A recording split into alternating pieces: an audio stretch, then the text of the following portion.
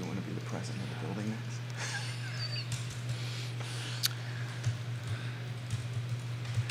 So I just got a text from Mr. Fenwick. He might be here at 10:45. Perfect. It's fine. It's totally good. Guys, welcome to Real Talk with Keith Smith. It's a Friday morning in Charlottesville, Virginia. Thank you kindly for joining us. We are live in downtown Charlottesville, the heartbeat of this community, 8 blocks we love absolutely dearly. Today's program is presented by Yes Realty Partners and a supply chain of trusted advisors in real estate. I encourage you to go to realtalkwithkeithsmith.com and click the Partners tab. These are folks personally vetted by Keith Smith, who has 37 years of real estate experience under his belt. The talk show is on every social media platform known to mankind. Smartphones are ubiquitous, and social media is an addiction. And yes, we've exploited that for profit on the I Love CVille Network. Judah Wickower, the director, why don't we go to studio camera and welcome 2 friends of the program, 2 very distinguished gentlemen, 2 sharply dressed guys, 2 guys that have institutional memory and reputations that are sterling. Keith Smith and Lloyd Snook. I think he used institutional memory means old. I think he used the word institutional in the wrong context. Institutional memory means seasoned and experienced. Or institutionalized. I think that's where he used the word institutional wrong. Lloyd, how you doing, man? Doing great. Good. Hey, thank you for doing this. It looks like I got an email. Mr. Fenwick will probably join us here at 10:45, I guess. So poor Judah, on top of doing all the other things he's going to do, he also has to figure out how to work in a guest live. I think that's the easy part of what you have to do here. Judah says yes, absolutely. Why don't we get the mayor in the mix? Running for re-election. How is the campaign going, our friend? Well, I haven't really been campaigning, certainly not the way I did 4 years ago. It's pretty clear that the turnout for this election is going to be driven by the state senate, by the House of Delegates races. I think I've got pretty good name recognition among the folks who are going to show up. I don't know of anybody who is actively mad at me as opposed to just mad at the city or mad at government generally. So I've got a few ads running and I'll have my signs up, and other than that, I spend 40 hours a week as a lawyer, 40 hours a week as a mayor. I don't have time to campaign, frankly. So there we go. You're doing the job, right? Yeah. So we sent a little pre-show email out, and I just want to kind of kick this off with one quick question. Tell everybody who's listening a little something about yourself that they don't know. I learned something about you, but go ahead and tell somebody something that nobody knows about Lloyd Snook. Well, one thing that hopefully they will come to know in the next week is that I am a budding thespian. I am going to be playing the role of the governor of Virginia in a play that will be done up at PVCC called Can't Feel at Home. It's about the time back in the 1930s when the mountain people were being moved off the mountains to be able to make room for the Shenandoah National Park.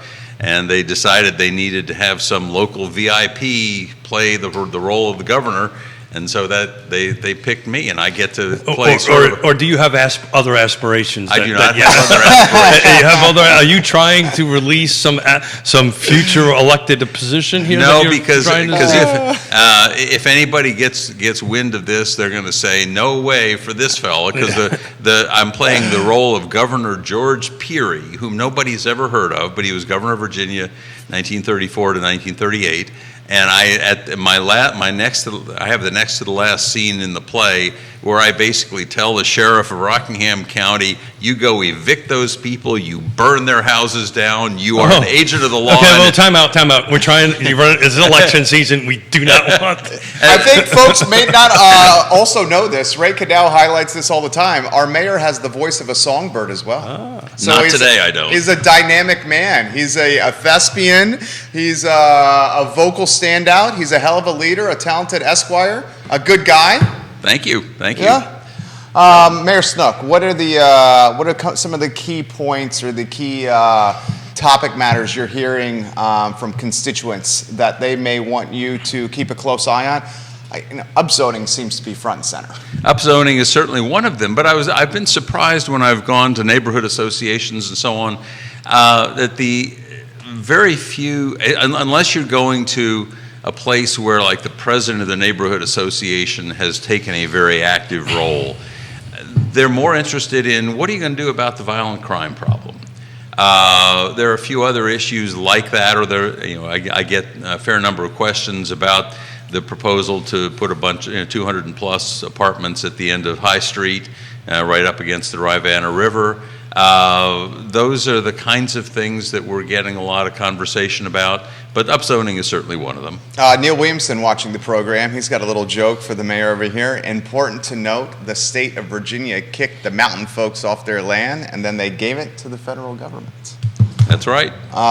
We have Johnny Ornalis, the owner of El Mariachi, watching the program. Bill McChesney, the mayor of McIntyre, I believe, a classmate of yours at one time? Classmate of mine, that's right. Memory serves correct. Bill McChesney, hello. Gun violence, I'll be straightforward here with you. My wife has mentioned to me multiple times on girls' nights, like say a Thursday evening, she leaves me with the boys, she gets some time to herself. And I say, are you going to go downtown, Zocalo, for a cocktail or drink? She's mentioned to me that me and my girlfriends right now don't feel safe going as a girl pack to Charlottesville downtown at night. She said that to us multiple times. Point of concern, you and I both bleed the downtown mall. We love the downtown mall. I do believe Chief Kachis is turning the ship around, the proverbial ship. But I want to throw that to you and let you go anywhere you want to go. Well, okay, first of all, let's talk about reality and perception, and to the extent, frankly, to which perception becomes reality. The reality is that violent crime in Charlottesville, as violent crime nationally, has been on the decline for 20 years. But it ticked up again in 2020, 21, 2022. And so the reality, and it's been a steep decline and a relatively short incline, but that doesn't change the perception that things are getting worse, and they are a little bit. But the interesting problem is to try to balance the perception and the reality. The number of violent crimes, the number of shootings, generally down, up the last couple of years. Now, what can we do about it? The first thing we have to do about it is to understand the problem. There are basically, I've said there are basically three things that are behind most of the shootings. Either we get a domestic violence situation, which frankly policing doesn't solve. Some social programs can help with that, some court programs can help with that, but it's not really something the council can have much to do about. The second is adult crime, which an awful lot of which is generated from one of two things: either specifically a drug deal gone bad, something like that, or a private beef.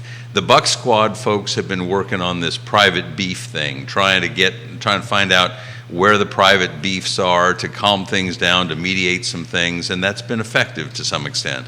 And as far as the drug thing goes, I want to point out a couple things. One is that the number of those kinds of crimes still is lower than it used to be, number one. Number two, that we've got suspects and arrests made in all of these crimes. So whereas a year ago there was a concern that we weren't getting the cooperation from the citizenry, now we're getting cooperation from the citizens. Now we're getting people telling us stuff. Now, and that comes from reestablishing a connection between the police department and the folks on the street.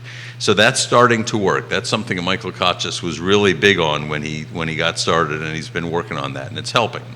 So then the third piece is the juvenile shootings. And the only good thing I can say about that is that at least those shootings haven't resulted in any deaths, and they haven't maybe a few injuries, but that's about it. Because frankly, most of them are lousy shots. The juvenile shooting he's referencing, Omni Hotel parking lot. Mm-hmm. We've dubbed it the 2023 version of the OK Corral here in Charlottesville. And you're right, the perception is a bit sketchy. There was a murder outside a bar in the downtown mall. Right. Some kids coming home from school in the 10th and Page neighborhood with a crossing guard right in attendance. May or may not have witnessed a truck that had someone die in it with the drug deal that's gone bad. And to your point, maybe the crime is staying steady from a statistical standpoint, but the counterpoint is the crime has become a little bit more prevalent in high commerce areas or touristy areas, and that's impacted the perception. Yeah, and it has. But if we look at where the crimes, let me just finish up one thought, and that's the question of juvenile crime. Council is very concerned about that because that may be one thing we can do something about. When we're looking at kids who complain they've got nothing else to do, but they hang around and just sort of hang around, get in trouble. Loiter. So if that means youth sports, if that means making sure that kids can get into Washington Park pool to swim and so on, if that means various other youth programs, theater arts programs, music programs, all kinds of things that we had gotten away from in recent years, and we need to bring some of those back. I would love it, for example, as I speak now as a former Boy Scout leader, I would love it if we could reestablish the Boy Scout troops in some of the churches, for example. That kind of thing might help a great deal. So council is interested in trying to find youth programs that will provide constructive alternatives. The real problem overall, and this is not just in Charlottesville, but it's a national problem, has been that increasingly people have tended to think of it's normal to solve a problem with a gun. 10 years ago, 20 years ago, I think the perception was that was a pretty unusual thing. But now it seems a lot of folks are carrying guns, and sometimes they're carrying guns because they're afraid that somebody else is carrying a gun. And we get shootings in ways and for reasons that would never have resulted 10 or 20 years ago. I don't know how we solve that problem, but I think there are a few things we can work on, and we're trying to work on those. Now, as far as the downtown mall in particular, one of the things that has been the casualty of the great resignation, so to speak, the loss of 30-plus police officers, has been that we haven't been able to have a constant patrol presence on the downtown mall, until 1 or 2 in the morning. And I'm hoping that we're going to be getting, I think we figure 6 or 7 new officers as of July 1, just recent graduates from the police academy. Awesome. That will be a good step. We were hoping to put another 6 or 7 into the police academy to come out 4 or 5 months later, fully ready to go. So we're working on that. Mike Lukachis has been doing a good job of that recruiting. And to his credit, Tito Durrett did a good job on that kind of recruiting as well, because the people who are now coming out of the academy largely were people who were recruited during Tito's term. Who's the assistant police chief under Michael Kochis, Tito Durrett. Right. He's a heck of a guy as well. Yeah. So he was also retiring, by the way. Really? Yeah. When did he make that announcement? I don't know that he's formally made the announcement, but there will be end of this year? At the end of this month. Tito Durrett, oh my goodness. When I see you, sir, and I see him often, he's a very recognizable guy, broad-shouldered guy. I will say congratulations for your retirement and thank you for your service. This man became a man in the Charlottesville Police Department. I believe he started as a junior police officer, went all the way up the ranks, was the interim police chief, and is now Kochis' right-hand man until the end of the month. I think Mayor Snook just broke some news right there. I wasn't intending to. I thought it was known. I follow all this stuff as closely as you. I did not. Well, not as closely as you, because you have much more intel than I do. You're the mayor. Yeah. In case you were wondering. He's the mayor. He's the mayor, just in case you were wondering. With bells, by the way, but we'll leave that as an insight. We like the mayor, can you tell? So, look, I could talk a little bit about the youth end of it. As a product of the 60s and the 70s in New York City, this is a very similar type of scenario.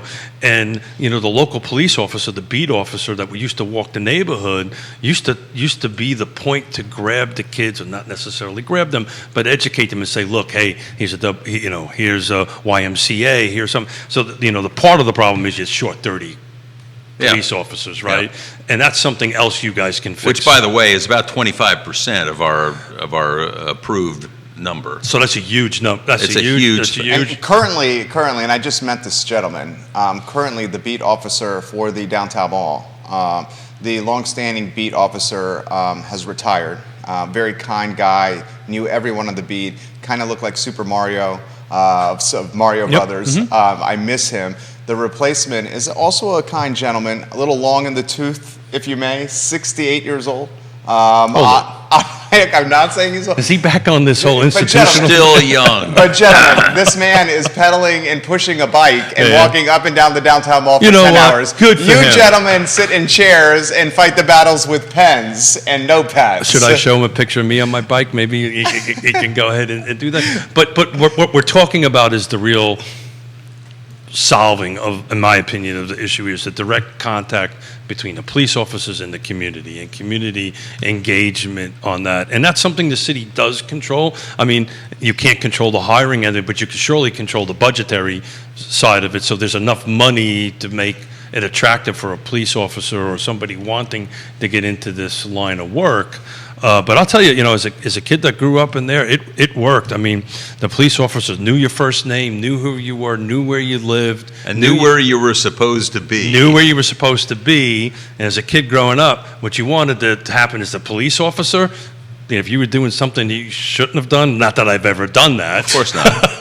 The statute of limitations is expired. Don't worry about it. And if you have I'm not so sure about that. And Keith, if you had done something that you're not supposed to do, I know a pretty good lawyer that might be able to help you out of there.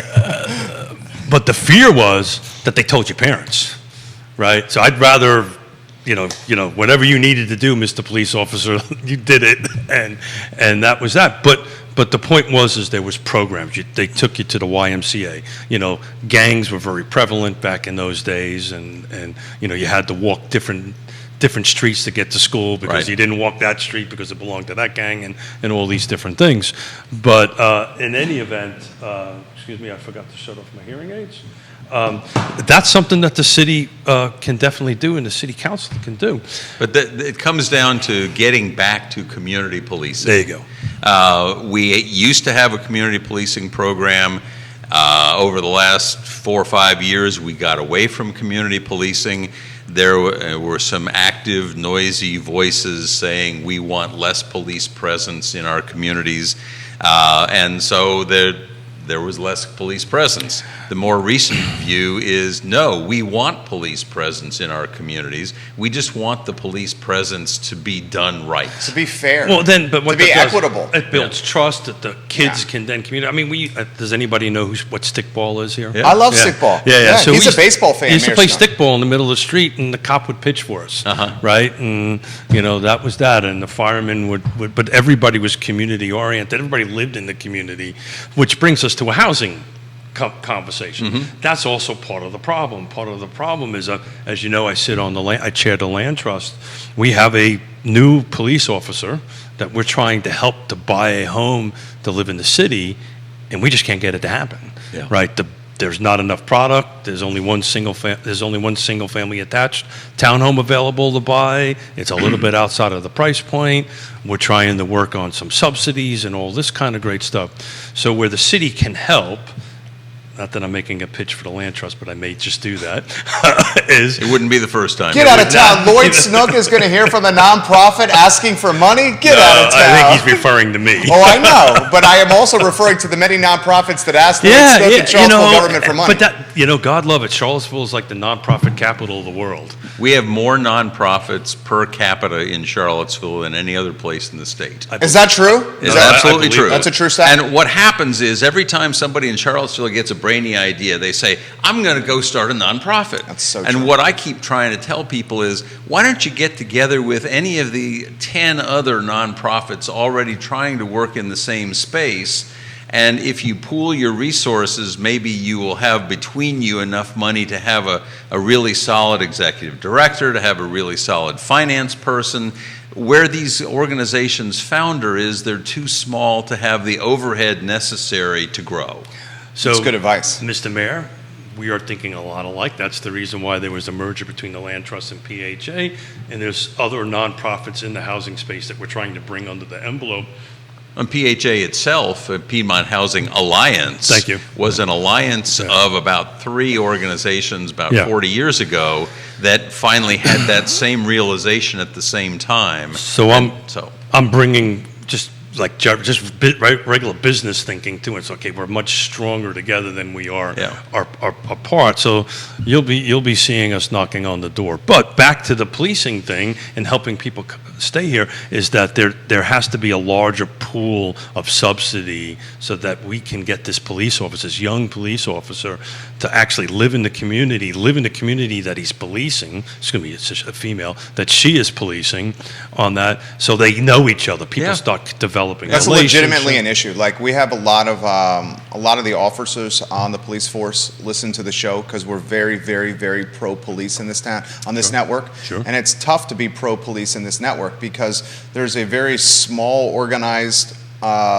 minority on Twitter that attacks people like me that say, I back the blue. So the blue listens to the show because we support them, and they say if you can get the word out to the community, we could get more people working here if we could afford to live within the community. Albemarle County and some of the other jurisdictions in Central Virginia are offering perhaps the same compensation, in some cases more, and those are jurisdictions that are much more pro-blue, and the guys and gals can afford to live within those communities. So the scales of justice. Do I commute 30 minutes to a job where the folks may not like me, or do I just stay where I currently live and have better quality of life, save the money in the commute, and make more money where I live? So those who watch the show know I come from a service family, right? My father, grandfather, great-grandfather, all New York City firemen. The neighborhood I grew in, the building I grew up in, your dad was either a cop or a fireman. That was just the neighborhood that you grew in. And so I'm personally always pro cop, firemen, sanitation, all these folks that serve us, but it goes back to, what AMI, area median income right now is 110, right? 110,000. 80% of that is somewhere in the 88, thank you, 88 percentile. So, that is almost impossible to buy an affordable residential unit. I know this, again, as being a land trust chair. In order to hit that 88%, the maximum sales price cannot exceed, in today's environment, about $215, $225, right? So we've got literally nothing that's available for purchase in the city of Charlottesville that meets that criteria. So there has to be subsidy that's brought in to help lower that number down. So, zoning rewrite, upzoning, whatever you want to call it.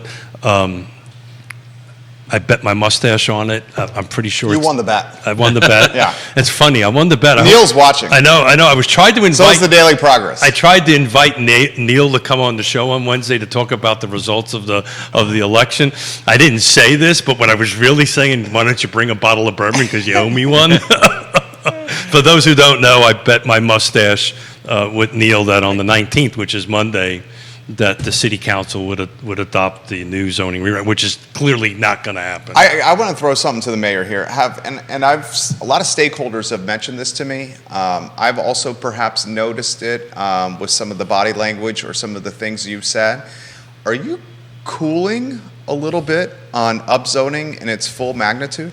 Well, cooling is probably the wrong way to put it. Let me say this. I am cooler than some. Okay. I have always been cooler than some. And I think to understand kind of where I'm coming from, we have to understand that the upzoning proposals have basically three pieces. Yep. The first piece is what I think is the most comprehensive change and the one that is going to be the most important, and the one that I am actually in favor of, that says on every residential lot you can have up to 3 dwelling units. That automatically triples the number of possible units. It automatically increases substantially the number of units that can be built. It means that a house could be turned into a duplex or a triplex simply by doing interior changes. And what we've seen historically in places like Walla Walla, Washington, if you want to go smaller than Charlottesville, or Minneapolis, if you want to go larger than Charlottesville, what we've historically seen is a lot of duplex conversions. Yeah. Well, those duplex conversions turn into the single-family attached units that are so rare in Charlottesville right now. So this is what we call the missing middle. The kinds of things that in between the single family and the 20-unit apartment complex, whether that means a duplex or a quadplex, whether it means some townhouses, or basically the idea is you can get a building that looks kind of like a house, maybe up to 4,000 square feet.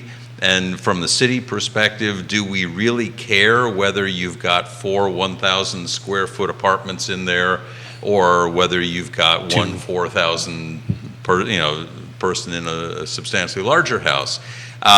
We do to some extent. We've got to be a little bit aware of parking requirements and things like that. And infrastructure strains.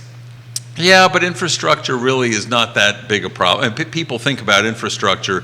I would look primarily at streets rather than, for example, we have the water supply. We really do. Trust me, we've got the water supply. Okay. The sewer capacity, same issue. But the streets streets will always be a problem. So that's the first thing is this change. And I think that all by itself would be a major change in the right direction. And it would allow this missing middle construction. That's not going to build many affordable units if we're using the Keith Smith articulation of the concept, where affordable units refers to people who have to have subsidies to make it work, where they're looking at 60% of AMI or less. It would help deal more with the housing affordability portion, which is this general notion of we need more supply of the people, of the places where people who want to be 80, 100% AMI, even they can't find a place to buy right now. So that would take some of the pressure off and would make a lot of places more affordable. Now, that's all my first piece of the 3 pieces of the whole zoning, the upzoning proposal. And by the way, hi, Bob. Hey, Bob. Bob Fenwick's in the house. We're at the studio camera here. Hello, Bob. Sorry I'm late, but it's hard to find a parking spot around here. Parking is a that be tough. Funny you should talk about that. We were just talking about parking. About the density, is that what we're We're talking about parking in residential neighborhoods. We But anyway. talked about maybe Mayor Snook cooling a smidge on upzoning. He highlighted that of the council currently, he's been the coolest, and by coolest, maybe that's not the right word, maybe concerned, maybe wanting to take a serious look. This gentleman, Bob Fenwick, is running very much on a platform and campaign. He's a one-term councilor. He's running for re-election, or he's running for another term. It would not be re-election, but he's running for another term. Your platform very much is concerned, and let's pump the brakes on upzoning in the city of Charlottesville. Yes. Talk to us about that. All right. Well, Lloyd, did you finish what you were saying about the... No. Oh, okay. But it's okay. Well, let me Jump in. These situations, you got to have time to finish an answer. So I'll be glad to start talking now, but I'm interested in what Lloyd says. You're right, he is...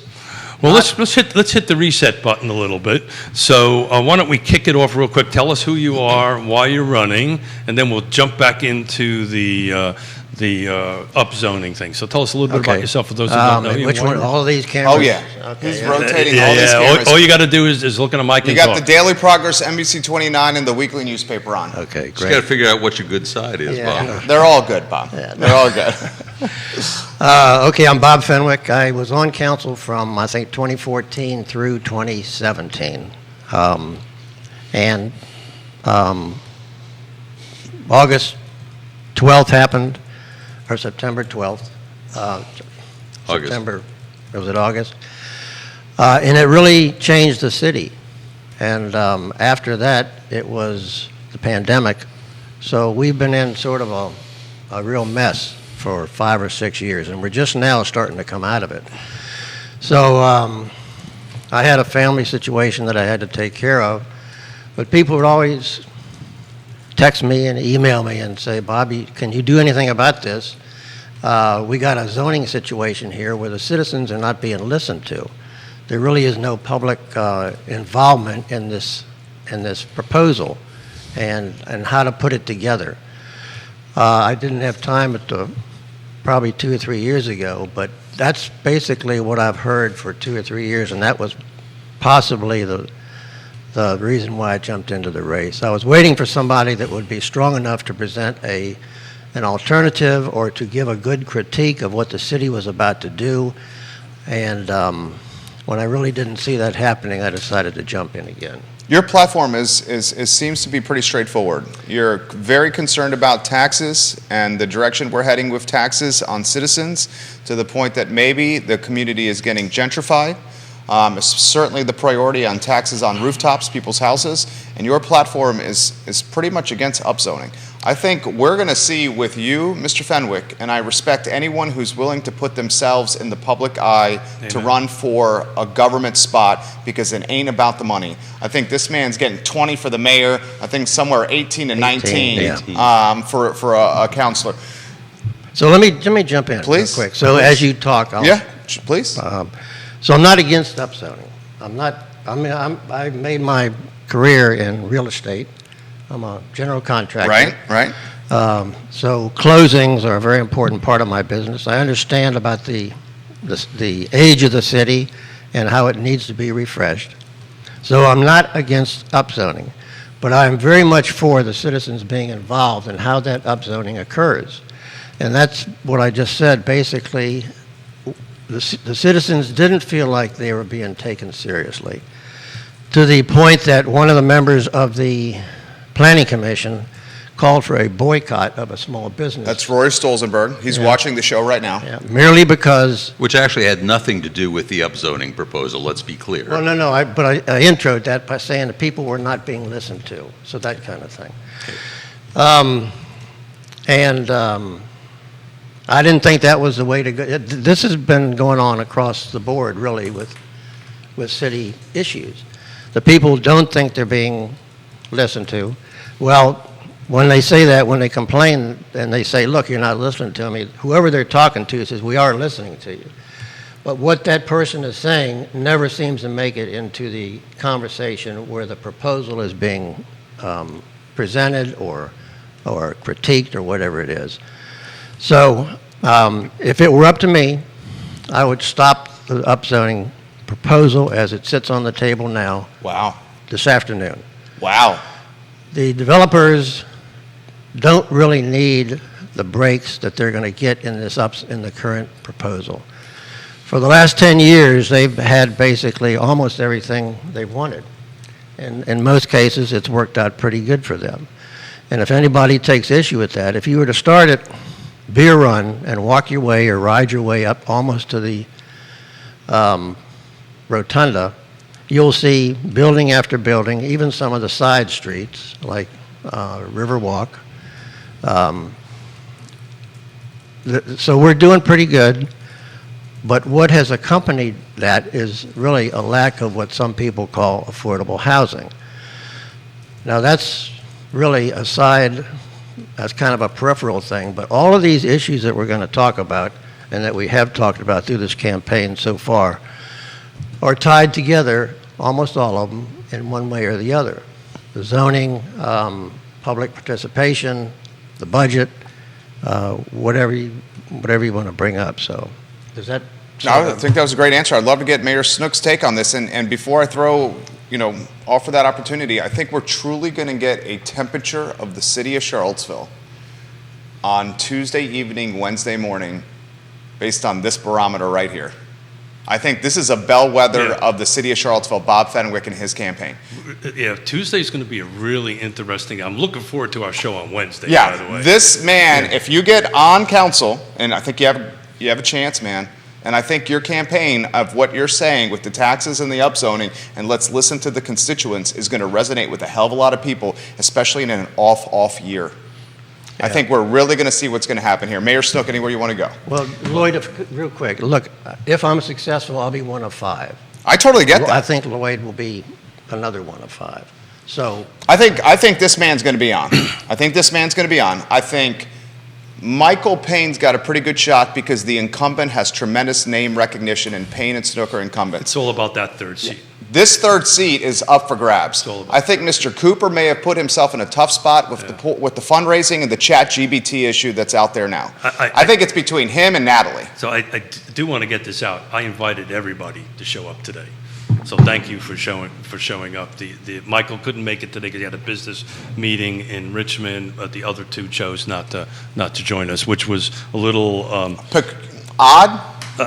Curious? I'll leave it at that. I thought it was a great opportunity for... Mayor Snook is itching to say something. Yeah. Well, let me just say, I haven't talked to anybody else, but both Natalie and Deshad actually have jobs. Sure. You have a job. I do too, but I also You're self-employed. I think he was digging. I think that schedule. dig was maybe towards me, right? But so let me just a couple of thoughts on what Bob had said. First of all, when I've been hearing these complaints about there's no opportunity for public involvement for 2 years. And I can tell you after thousands, literally thousands of emails and at least 20 meetings, public meetings, most of them broadcast, most of them, certainly well attended, I would venture a guess that we have heard from probably 2,000 or 3,000 people.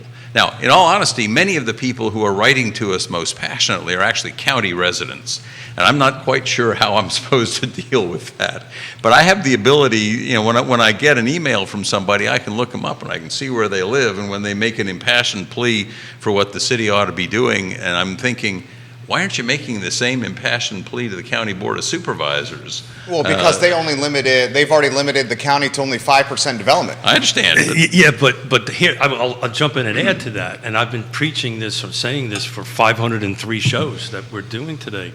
We're all interconnected. Yeah. What you guys do on council affects Albemarle County, affects my home county of Fluvanna, and vice versa. That's why this housing conversation, in my opinion, is so important. But I'll let you respond a little more to Bob. Anyway, Mr. Fenwick. So what I really want to do is get back and finish my answer. Yeah, go ahead. So I was saying that there are three pieces to the upzoning proposal.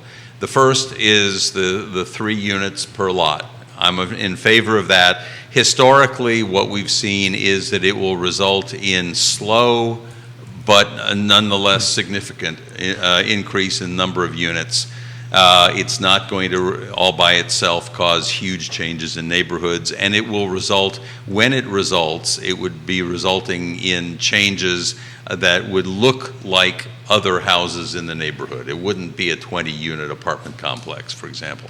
The second change that's being proposed is a breakdown between RA, RB, and RC lots, where an RA lot could take up to 3 or 4 units, an RB lot could take up to 6 units, an RC lot could take up to 8 units. I'm not convinced that we need to have that degree of intensity. I think that and I certainly don't think we should have an entire street of that. So what I've suggested is that we figure out some way, if we've got RA everywhere with up to 3 lots, up to 3 units permissible, that we have some way of, perhaps on corner lots, some way of rationing it so that we don't have every single lot going to be developed to the point of 8 units per lot.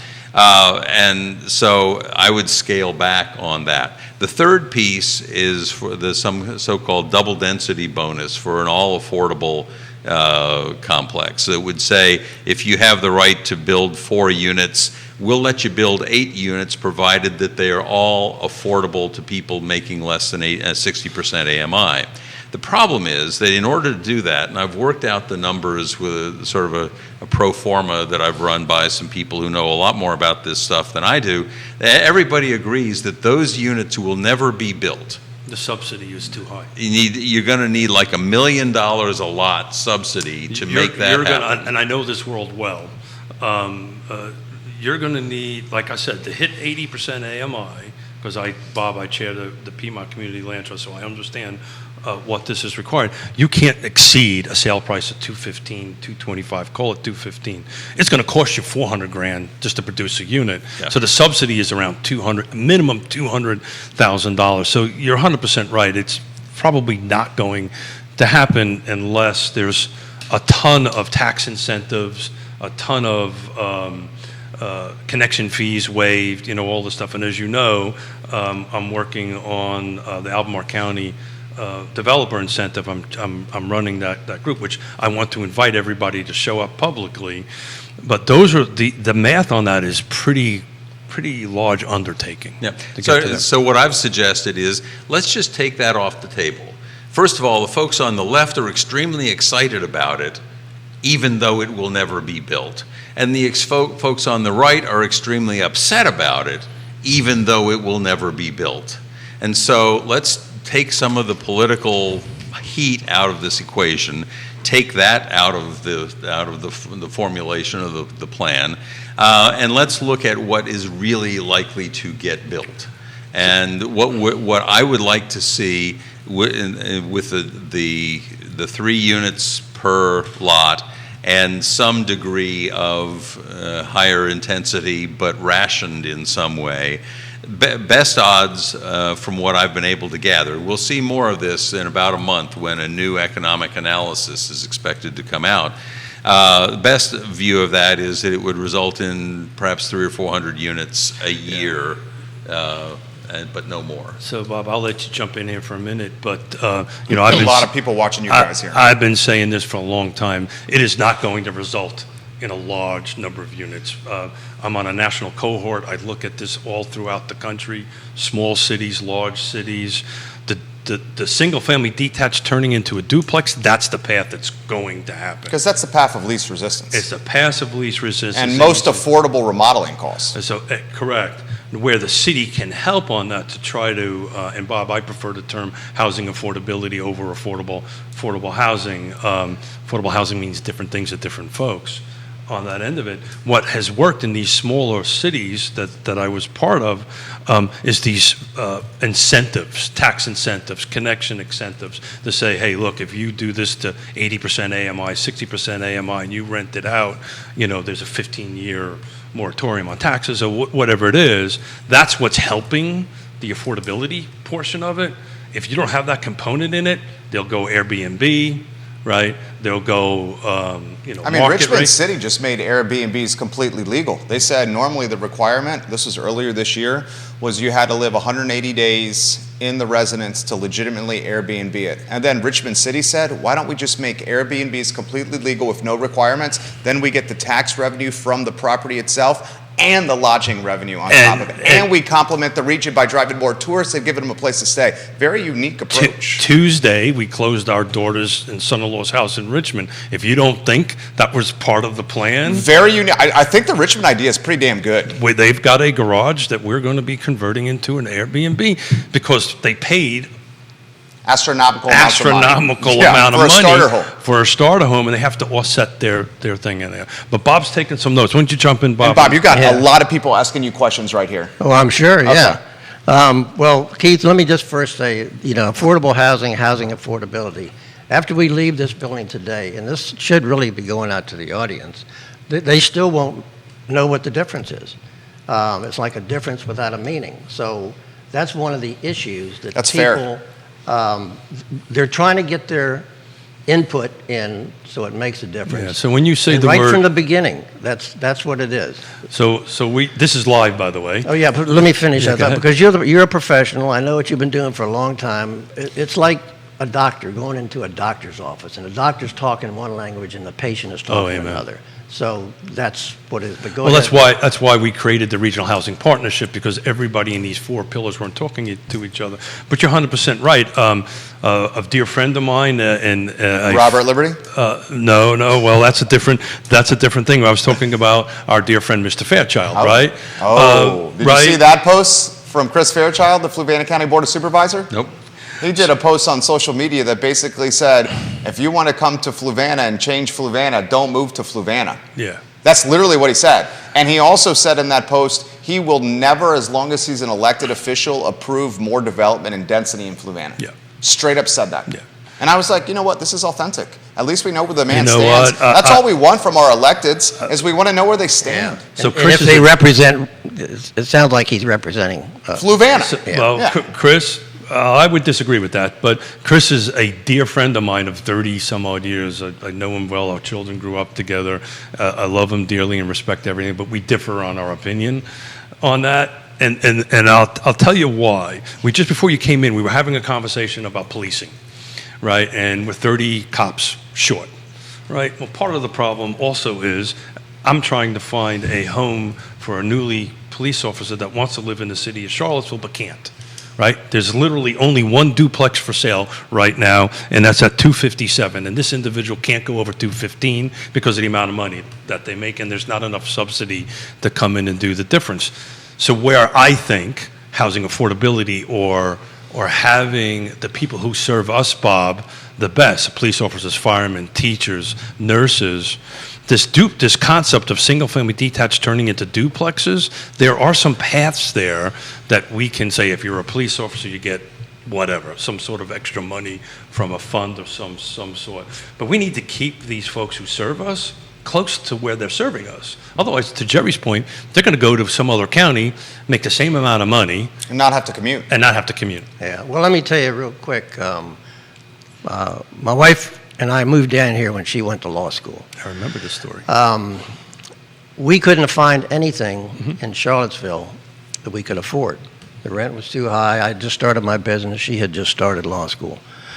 It took us probably 3 years to save up, and even then we had help from her mother. And I built a Lowe's house, a small house, out in Earlysville. And that was almost 40 minutes drive in, 40 minutes drive out. And after a while, that got burdensome, and one of my children needed medical care. So we knew what the city offered. Vibrancy, it offered hospitals fairly close, churches, libraries, a downtown, all of that stuff. So I was in construction, and I found a house close to here that was abandoned. And then we got it for $69,000. Good for you. So that was probably 40 years ago, something like that. And that was the only way we could move into the city because of the cost. So this affordable housing affordability, whatever you want to call it, has been with us for as long as I've been in Charlottesville. It's just the numbers. It's a good thing, and there's a bad thing. But here's the difference, Bob. You're 100% right. Came here in 1986, got out of the Marine Corps in 86, came here in 87. Jerry and I talk about this all the time. My first house, it was 18% interest on a $150,000, $125,000 house. So somebody does the math. That was a lot of money in 1980. But we've had such a spike in value since 2015. Single-family detached, no new construction. 2015, the median sales price was $275. Today, year to date, it's $495. That's a $220K increase, 80%. The cost to buy a home in 8 years, single-family detached, right? I'm not talking about attached on it. In 8 years, jumped up 80. That's the car footprint, right? No, or is that city of Charlottesville city, only? City only. This is a city Absolutely. program. I've worked on city numbers. Nicely done. So it's 275 8 years ago, 2015, 495 today. That's it. Unless I've done my math wrong, that's $220,000 difference. I believe that relates out to about 80%. There's no question that I think upzoning has impacted those values because the land and the dirt is much more opportunistic now, and you have speculators seeing that opportunity and willing to pay higher the assessment or market value for that opportunity. I have a very pointed question that I have to ask of candidate Bob Fenwick. I think this is a very fair question, sir. But it is a pointed question. You referenced the house in the city of Charlottesville. That house is on the market for sale now. Yes. Okay. Can you give us some insight there? If you're running for city council, you got to live within city limits.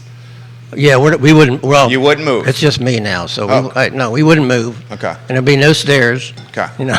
Okay, understood. The kind of thing find out when you get to a certain age. I had to ask the man. What That's did a you fair say? question. Institutional? When we get to an institutional age. That's what I tell the realtor. Okay, so you're saying you're looking for a house in the city that may fit what's ahead. I'm sorry, it may fit what? What's ahead for you from the next 15, 20 years of your life? That's why you're considering moving. So the term is you're looking for something to age in place. That's Understood. Yeah, and that's what we do when we talk to a realtor. I got to be close to a hospital. I want to be close to a church. That's I fair. want to be close to. Rory Solzenberg put on Twitter, asked me to ask you that question. Yeah. Literally, just Rory Stolzenberg, the planning commissioner, said, ask Bob this question. So, Okay. hey, Bob, But real quick. I happen to be a real estate agent, and I happen to be in the MLS right now. Okay. It's a beautiful home, Bob. Oh, yeah. Yeah, you've done a hell of a lot. No, Oh, actually. yeah. So there are only 2 homes available currently right now, because what we're talking about is a primary suite on the main level, right? This side of the table. I think he's trying to close a deal here. I'm trying to Russ. close the deal. I think he's trying to close it. He didn't know. I actually do this for a living. But I want to make a point. There's only 2 for sale. One is $650,000 in Fry Springs, and the other one is $814,000 in Lachlan Hill. Yeah. That's going to be a tough find for you, my friend. Yeah. It's going to be a tough find. Well, I mean, I can get one. I can get a fixer-upper. I wouldn't want to. And you know, Keith, we both know that real estate is cyclical. You got boom times and you got bad times. You also we have to get Mayor Snook in the mix because he's got something to say. But candidate Fenwick is also. You said you paid $69,000 for this house. Yes. May I say what it's listed currently? Well, it's public knowledge. record. Yeah, it's public. Okay, I'm not trying to put you in a tough No, spot. no, I it's feel public. like I'm being fair here and doing my job. That's what I'm. $1,450,000. Yeah. The asking price. I would imagine with $69,000 that you purchased for and the $1,450,000 asking price. Yeah, that's but a nice in fairness, chunk of money. In fairness, I bet you refinanced that a couple of times. Well, there's a little refinancing in there, and it's a business. It's zoned. Yeah. But I'm not going to try to. So let's get Lloyd to jump in the conversation. Anything you want to add to this? Well, on the most recent question, no. There you go. Well, how about this question for both the gentlemen? The community wants affordability with housing. And whether you're on the left or the right, a libertarian, a socialist, a Republican, or Democrat, we want affordability with housing. Everybody does. Please explain this to me. Very fair question. How can we seriously consider buying 23 acres from Wendell Wood on the Rivanna River that's going to kibosh 200 plus units of apartments when the whole concept is supply and demand? You add more supply to the ecosystem, prices will stabilize. That's the essence of upzoning. More supply, stabilizing pricing. Yet community outcry with a small portion of people on High Street is demanding that Mayor Snook, and potentially you if you're on council in the dais, buy this land from the largest property owner in Central Virginia at a premium and convert it into a park. From my perspective, and it's the perspective of a businessman, that seems hypocritical to me. Well, we have to be able to walk and chew gum at the same time. Okay. Environmental concerns and housing concerns can both be advanced. Occasionally there will be trade-offs. This is a situation, I mean, what I have said is to the people on East High Street, and to be fair, it's not to the people living on East High Street, because there aren't any people living on East High Street. They're living around on the neighborhood streets, Fairway and so on, Caroline, that if we're going to stop this, we need to be willing to buy it. Because we can't simply say to somebody, there's a perfectly legal use there, we're just not going to let you do it. Yeah. And so... Because it's by right. That'll end up... Well, it's sort of by right. There are some really interesting complications to it. They've now advanced 4 different proposals trying to figure out how they can legally get access to the property. And this is Shimp? Well, Justin Shimp is involved with it. He's but just the Wendell engineer. Wood is the owner. And then but Bo Carrington is in the middle. they would be, I gather, the folks who would be buying it to do all of the work. That's right. Wendell Wood typically doesn't do the development himself. He holds it until he sells it to a developer. There you go. And so the developer is coming up with these proposals one after another after another after another. The first proposal was clearly illegal under Virginia law. The second proposal, I don't know all of the details, but the final the proposal that they've made most recently is a way to technically comply with the law. The problem that I've got with it is that it doesn't really comply with our comprehensive plan. Our comprehensive plan does not envision multifamily residential over there. The current zoning permits it only because most of it was zoned for business use basically because it was the only use that was permissible to allow the circus that would come there that's right. every Yeah, year. that's right. And they didn't, when it was last rezoned umpteen years ago, that was sort of the thought that people had in mind. But I don't think anybody seriously contemplated at the time that you would be crazy enough to be putting 200 plus units in the floodplain. Forget about the traffic impacts there. Yeah, the traffic's another problem, but unfortunately, the way things work is that the traffic impacts are things that a developer gets to stick the city with, whereas building in a floodplain is their problem, and we've got to figure out, again, consistent with our comprehensive plan, is this a use that is consistent with the comprehensive plan or not? And a couple of things have been pointed out to me fairly recently about ways that city council can say to the developer, city council can say to the planning commission, this is talking about extending public works, about extending a street that they want us to accept as a street. And as such, you, Planning Commission, need to certify to us that this is consistent with the comprehensive plan. And if you can't, maybe the deal can't go forward. So, I mean, I get back to the point that ultimately, in fairness, if we're going to say you can't do what you're currently trying to do, and what we want to have happen, what we want to have happen is that it remains either essentially parkland or land that is consistent with being part of the floodplain and right next to the river and all that, we need to be willing to buy it. Now, whether we buy it for the $1 million that it's currently assessed at, or Wendell using a little bit of leverage, the public outcry is leverage to get a premium on that property.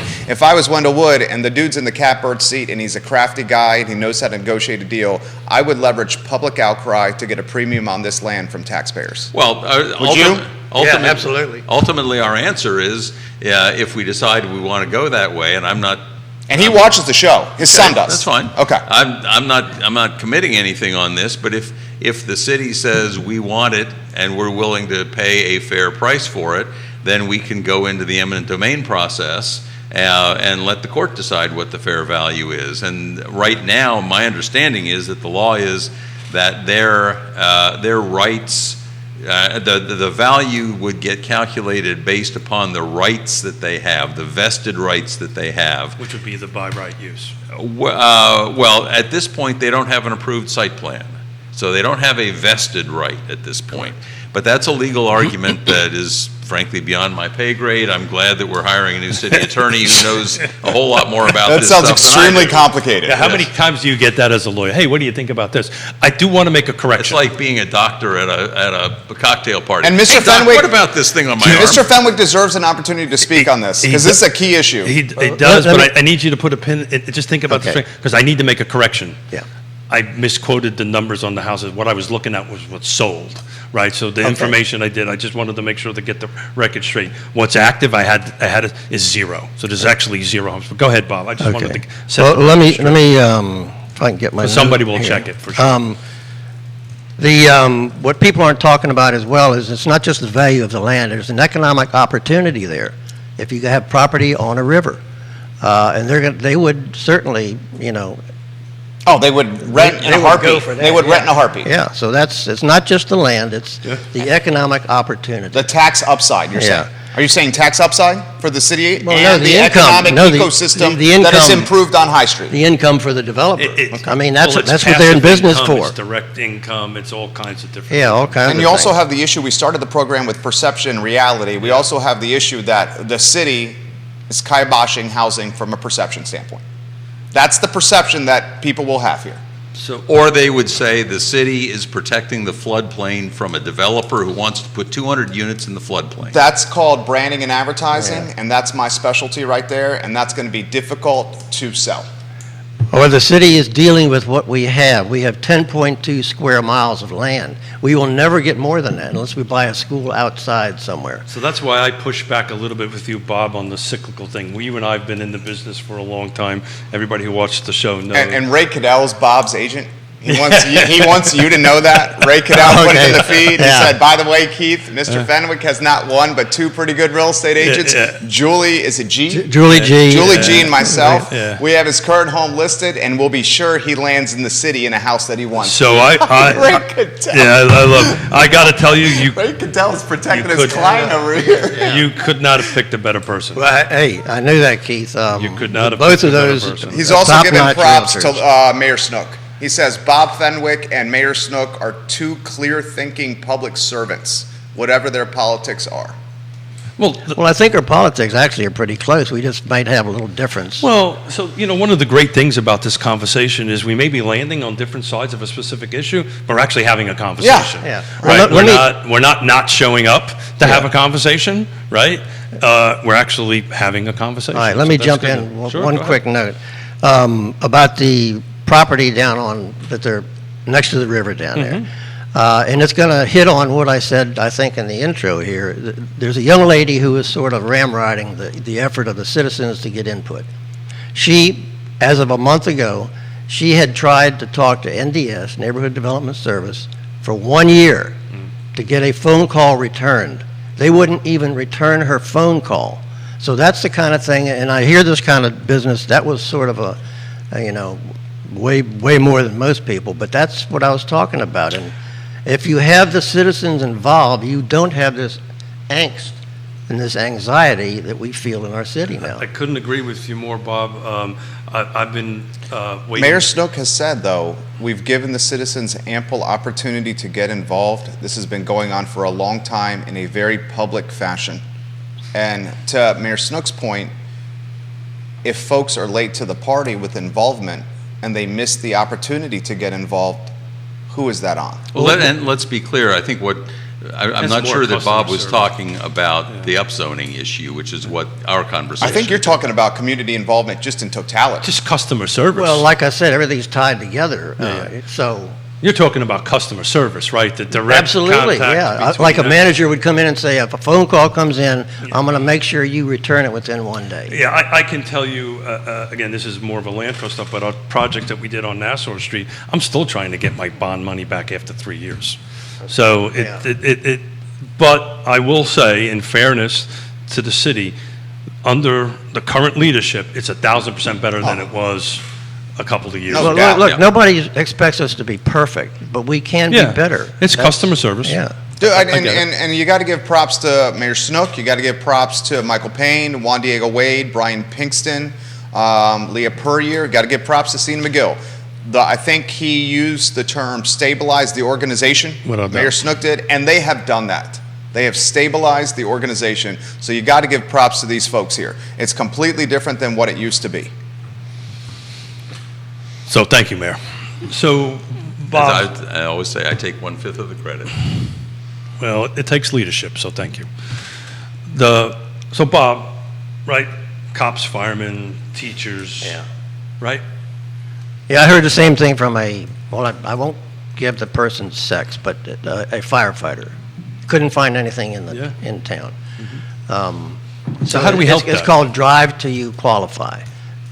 That's why people go to Fluvanna. You know what the crazy thing is? That term right there, Has been drive to expanded. qualify, legitimately was coined on this side. Yeah, sure. And we Housing coined it- affordability. Housing affordability. We coined a new one. You fly to you qualify now. Well, yeah. You know, folks are now going to Harrisonburg and all that stuff to work Absolutely. to work here. So Bob, what's the solution? What is your solution to go ahead and Well, let me jump real Yeah, quick sure. because we don't have to reach perfection right away. Well, we no, all no believe matter in- what we come up with, and I hope the citizens are involved in a meaningful way, because it's not just carpenters and we have consultants that live in the city who try to make their opinion felt, and they don't feel like anything's happening. So go ahead, say that question again, because I just had to get that out. Yeah, sure. I think the question. How do you get middle income and lower Oh, income okay. people to live in the Charlottesville city limits? All right, That's well, what you're asking. let me start this way. Yes, sir. First of all, you take care of the easy stuff, and it's So maintenance. what is the easiest? Well, let me give you an example in some of the projects. They have people dedicated to maintenance. And when I was on council, I would drive by, and you could see doors are open, screens are torn. It was obviously abandoned. And I'd ask them, why aren't these things being maintained? Why don't turn this unit over and get another family in there? Turned out that they had, say they had on the books 25 jobs that they should fill, and they only had 15 jobs filled at minimum wage. And back then we were still fighting for a minimum wage that mirrored the federal minimum wage. So whatever we come to. But that doesn't even come close. Oh, no. But my point is, always start there while we're doing this other stuff. Because in that case that I'm talking about, that would have been probably 30 to 45 units. So all of this stuff, and it's still going to be a situation with 10.2 square miles that we can only pack so much stuff in here before we really affect the quality of life and the reason why people want to move here. So another thing we've coined on the show is turning red tape into green tape. 95% of any new construction unit is red tape. So there's a place to help, right? There's a place there to kind of reduce this red tape and this particular cost to go ahead and move it forward. As the recovering developer in the room, generally what any developer is really looking for is give me a good playbook. Give me the rules. And don't change them. Yeah. And I think that's what any businessman wants. And I think the zoning rewrite, look, perfect, don't let perfect get in the way of good, right? It's going in the right direction, in my opinion, personal opinion, on that end of it. But it'll get reworked as time goes on, because you're going to learn lessons that's going to go ahead and change it. But it's a good book. It's a good roadmap. It's a good set of blueprints, right? That's what you work from. It's a good blueprint to move forward. My personal opinion, and this may make some folks unhappy. I agree with Lloyd, and I've said it publicly on the show. This isn't going to produce a lot. You're not going to see multi-story. I think this is going to end up backfiring. It's going to make the land so opportunistic in theory that it's driving up the cost of the dirt because of the potential, and it's not even going to yield the density we're talking. It's not.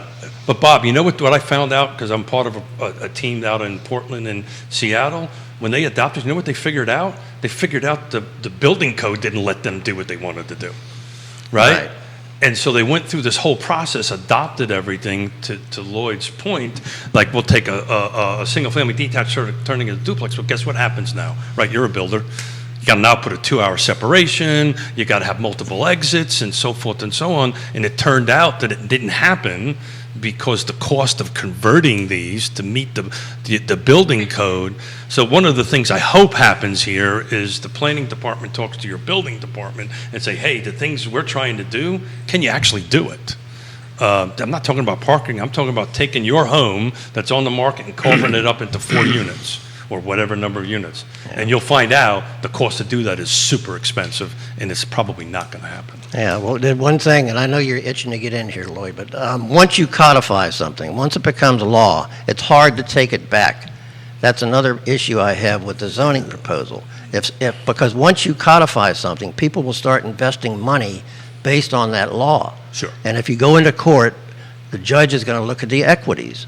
Sure. I'll just leave it at that. So. That's 100% correct. And to touch on this question of the fact that it's not going to make a huge difference right away, one of the things that the consultants had suggested to us is that we come up with a system where we have a lot of different dials we could turn that might increase the capacity, that might increase the rate at which this change would occur. And the idea was you don't have to turn them all up to 10 right at the beginning. Maybe you turn them up a little bit to 3 or 4 and see how that works, and then maybe you want to turn some other. The idea being that, for one thing, change of property rights generally only works in one direction. Mm-hmm. It's very difficult to scale back something that you have once given. And the reason for that is not purely constitutional taking issues and things like that, but the reality is if you enable a particularly ugly use, a particularly offensive use in a residential neighborhood and it gets built, then other people on the street are going to say, oh, I can do that too, I want to do that too, or more accurately, some people will say, yuck, I want out of here, I'm going to sell. and then they sell to somebody who wants that uglier use. And so what we see in effect is that this kind of thing works like a ratchet. It only goes up, and you're not going to be able to ratchet it back. So what I've suggested to people is let's take a more limited approach, try it for 5 years, see what we think. If it works, if it's doing good things, maybe we leave it alone. If it's not doing enough good things, maybe we turn something else up to from 4 to 6 or something like that. But the whole idea, I think, one of the things we have to keep in mind as we look at all of the different restrictions and different things that the consultants have recommended changing, and I will say that virtually all of them came from various members of the Planning Commission. They didn't come just spring full-blown out of the minds of the consultants, but a number of the planning commissioners came up with some of these things. We have to look at what's on what I will term the critical path. What is it that actually is going to limit or drive the number of units that can be built on a particular lot?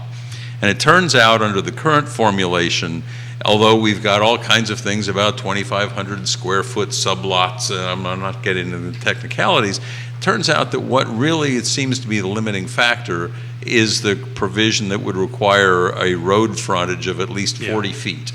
And so you're not going to be able to take one of these lots and divide it into 4 different pieces because you don't have 160 feet worth of road frontage. And so when you actually look at all of the things that are going to be limiting factors, and you recognize that the things that people are getting most upset about aren't actually going to be relevant to the decision, I think we as drafters of the policy ought to find a way to limit the fights that we're going to have to those things that matter, and to not put into the equation a whole bunch of fights that aren't going to matter. So I'm a big believer in plagiarism and stealing things, so I'm going to steal your ratchet analogy because that's far better, because that's what I was thinking. But the question is, who controls those 2 ratchets? What entity controls those ratchets going up, right? Because we know City Council. City Council. So the City Council ultimately... The way that I would be looking at it is that, excuse me, that we would have these variables that we could change, but they would have to be changed at the council level by tweaking the statute, by tweaking the ordinance. So I think that's important to Bob's point about the public and folks feeling like they're being engaged. And I asked that question for a reason, because some of the stuff I hear is the bureaucrats are going to have their hands on that ratchet. So clearly the ratcheting up, or 1 notch at a time, if this is working, is going to be controlled by whoever's elected. It's going to be governed by ordinance, which is going to be governed by the council. That's why elections matter. Neil Williamson, that's from you, sir. Let me throw in there just something a little more general. It's the consent of the governed, because it's not just us discussing this, although this is a terrific discussion that's going on here. We have certain guidelines, federal, state, and of course the city. So e pluribus unum, from many come one. We the people, I've preached that kind of stuff for many, many years. And the citizens of Charlottesville, for different reasons, believe that. It's in our DNA. Sure. So, look, I give the birthplace. I give you all props, for what we're doing here, because Lloyd and I are not that much different. If the senior staff would sit down with some of these citizen organizations, I think it would be valuable for everybody.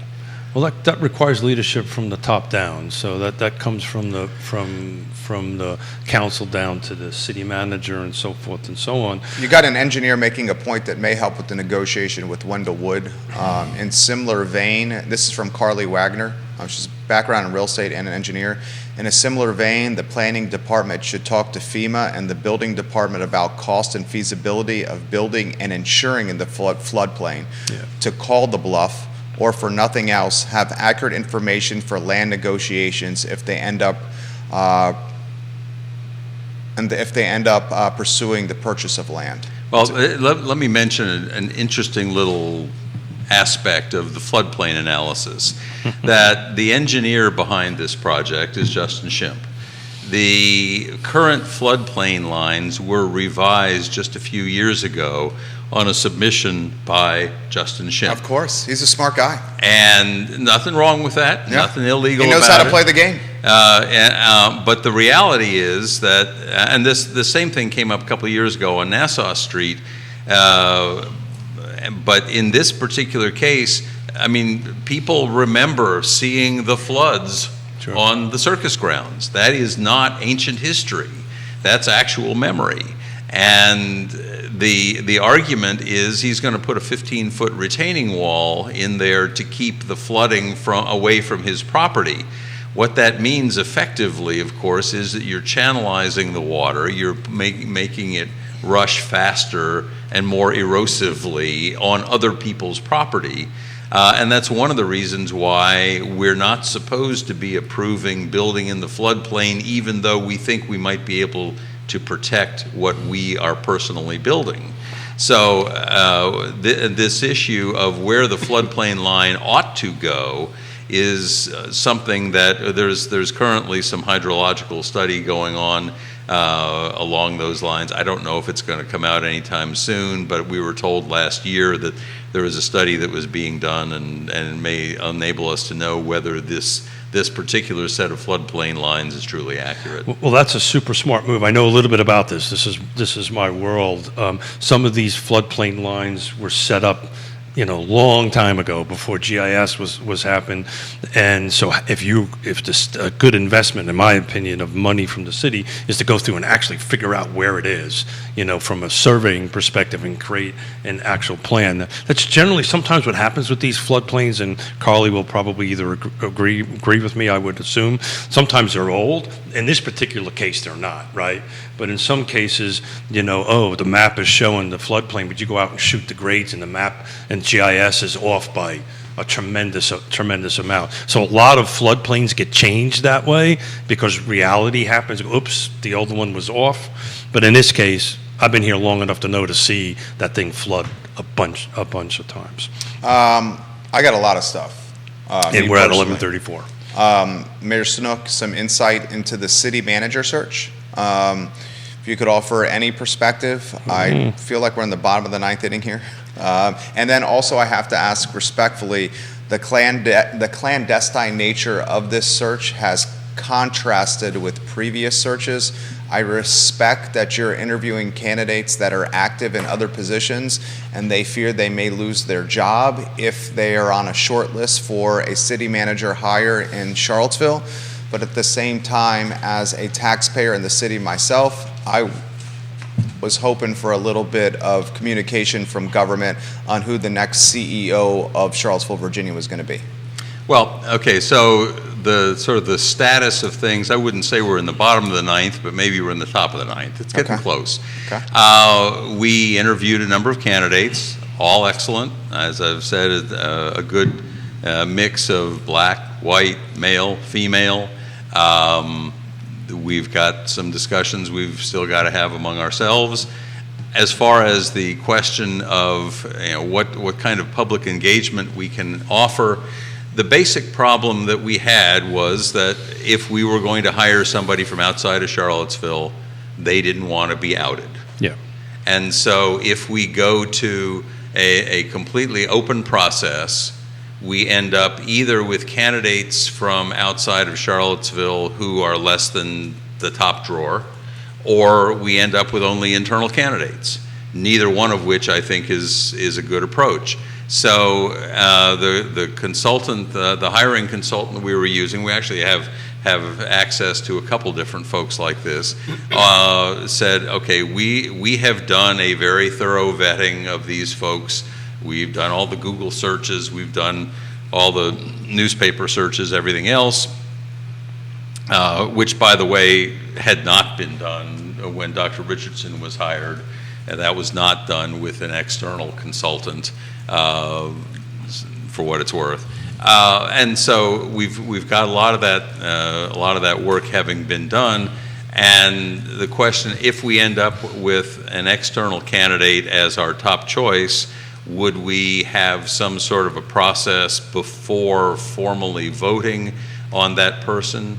Probably yes, but I don't know. I really don't want to get into a situation where we sacrifice the best candidate on the altar of, giving everybody a chance to take their pound of flesh out first.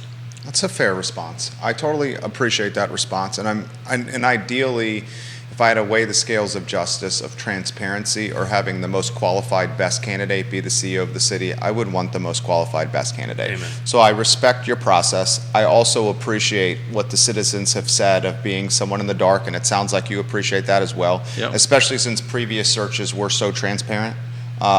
Any thoughts that you'd like to offer on this? This is an important one here. This is pretty much the person running the city. Yeah, this is not to second guess the process.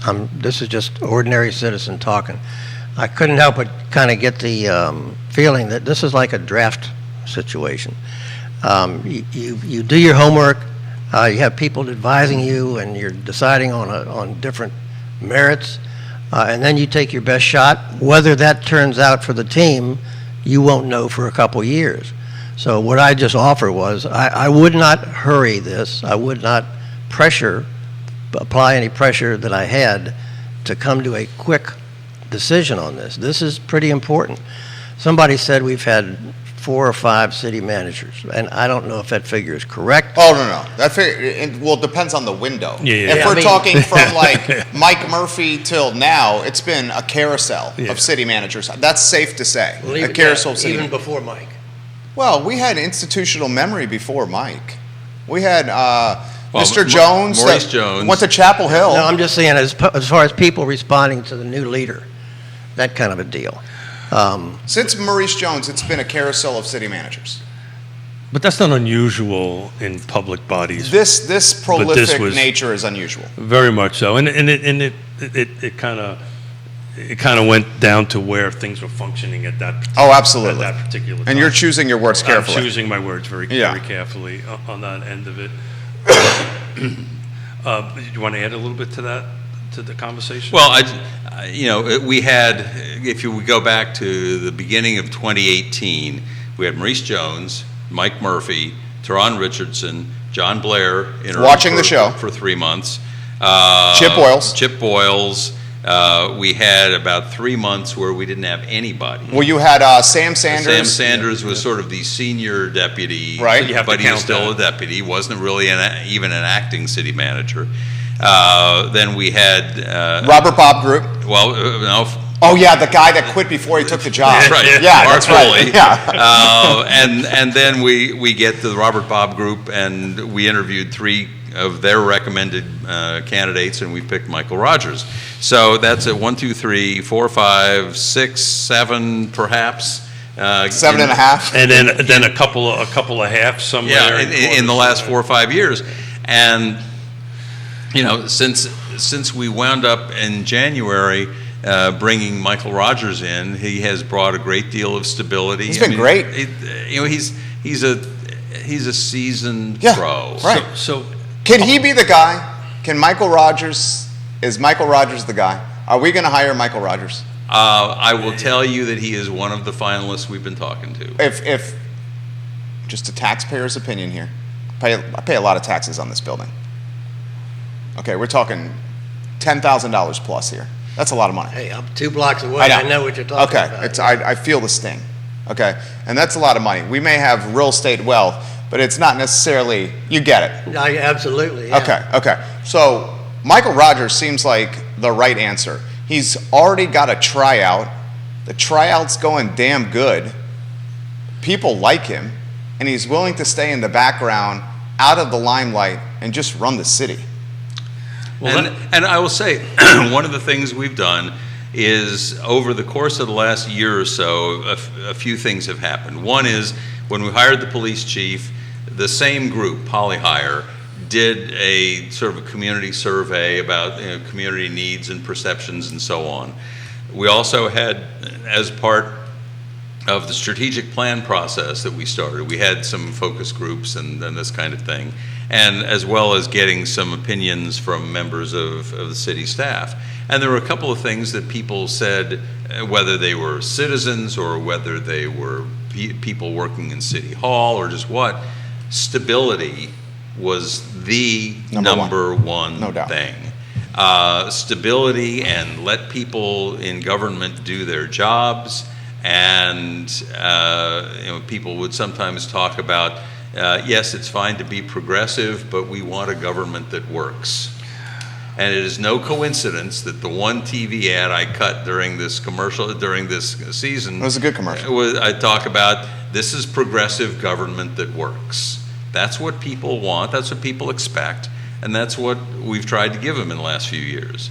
I think you've done it. I just want a government that works, where our elected officials are in the background and they don't realize that it's about themselves, but it's instead about doing what's good for taxpayers and small business owners like me that have a 6-month-old and a 5-year-old and a stay-at-home wife. That is the bedrock of our family. And we just want to keep the lights on, Bob. I just want to keep the lights on and feed my kids. That's all I want to do. So why this conversation about city manager is so important? What kind of government do we have? We have Council manager We have a managed government. We don't have a strong mayor. So weak Right, mayor, government. yeah. We don't have a strong mayor. So Or a that's strong council either. for Very that different matter. than Richmond, for example, for those that don't Right. need an Yeah, example, that's with Mr. Mayor Stoney. Yeah. So at the end of the day, the influence on the city council is to hire the right person. This is probably one of the most important things. The most important decision we make. It is the most important decision. I mean, I don't want to I would say- speculate here. I would say budget. I'm reading is between up the there. lines here. Mayor Snook's already broke some news that Tito Durrett is retiring at the end of this month. That's breaking news there. The second piece of breaking news is that Michael Rogers is on the short list of candidates for city manager. And I know this man fairly well. He's transparent and straightforward, Mayor Snook. Sounds like Michael Rogers is very seriously being considered for this position. So Bob, No comment. one of the secret sources of what we do here, Jerry and I, three times a week, is this long format. This is what we do. Can't get taken out of context. Well, look, this is a whole lot better than a forum where I have maybe 1 minute or 2 minutes to talk about these things. This is So- why I invited you to have an opportunity, invited everybody to sit down and do this. The invitation stays open if you should be successful and get on. We do on Fridays what we call coffee with and whatever. But this is what this is. This is a long format conversation. Poor Jerry's fingers get worked to the I bone. can't even get to all the comments here. Because So all who- the comments come in and do. So who serves the coffee? Why did it leave I me? mean, we got the. Well, let's check my- chopped liver hey, here? Hey, Bob. Hey, Bob. Hey, Bob. Bob. When you show up at 10 o'clock, you get the coffee. Oh, Just okay. saying. All that right. was Okay. funny. Sorry, couldn't pass the dig. Bob was working. He was working. Da-ding. Okay, all right, so we got to close here. It's Yeah, 'cause 11:45. 11:30 is And our I got cutoff another time. show coming up at 12:30, and this man's going to have to scramble, but these guys should get final words on anywhere they want to go. I sincerely mean this. I think this gentleman, candidate Fenwick, has a very real chance of being elected here, and I sincerely mean this. We are going to have a temperature of Charlottesville and how it has changed Wednesday from morning. a progressive standpoint or has not changed from a progressive standpoint with you. And whether or not you get on the dais. I'm sure you have already thought I about can't this. wait I for can tell you have. Wednesday's show. Because Dude, it's we're going to be gonna- awesome. We're going to I'm know. a junkie for this stuff. I live for this. I love this stuff. I know everybody here loves it. I just love the local news stuff here. Show is yours. sir. Wrap up, Bob. Okay, well, look, I appreciate what you all do, and I appreciate the kind words. What I offer to the community is 55-plus years in business. I have negotiated, I've written contracts, sometimes to my regret. But you stuck with them, though, right? And I stuck with them, and that's Yeah, part of the deal. Lived here, I know the city. I know when we had a Korean War jet fighter plane in McIntyre Park. I remember the Blue Laws, so I go back a long ways. It's a beautiful city. We have people here who are very, very talented. And one of my biggest things would be citizen participation. Whether it's coming on this show or going to neighborhood associations, I made it a practice of going to different churches just so I could see the people and see how the differences between the communities was. It is not that big. It's common sense. If I'm successful, I get a little button up on the dais, and it's yes, no, or abstain. It's usually almost yes or no.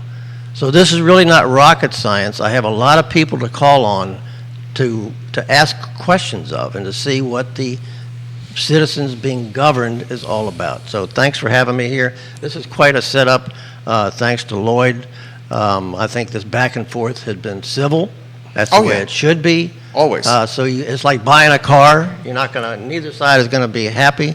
But when you get up from the table, you know, you shouldn't be cussing You at each apparently other. never seen him negotiate. It's not true. It's not true. The best negotiations are when Yeah. everyone leaves the table A little feeling a little sting. A little Because unhappy. that means it's fair. Well, Those are the best That ones. means everybody Real quick, won. last time I was on with this guy, I could get a word in edgewise. So he settled down quite a bit. Oh, thank you, Bob. I appreciate that. You are always welcome here, and the environment will always be one that follows the golden rule of respect. We don't have to agree, but we just have to have a conversation with respect. I think we did that. Mayor Snook, the show is yours. I just want to want to talk a little bit about what has been different on City Council for the last couple of years.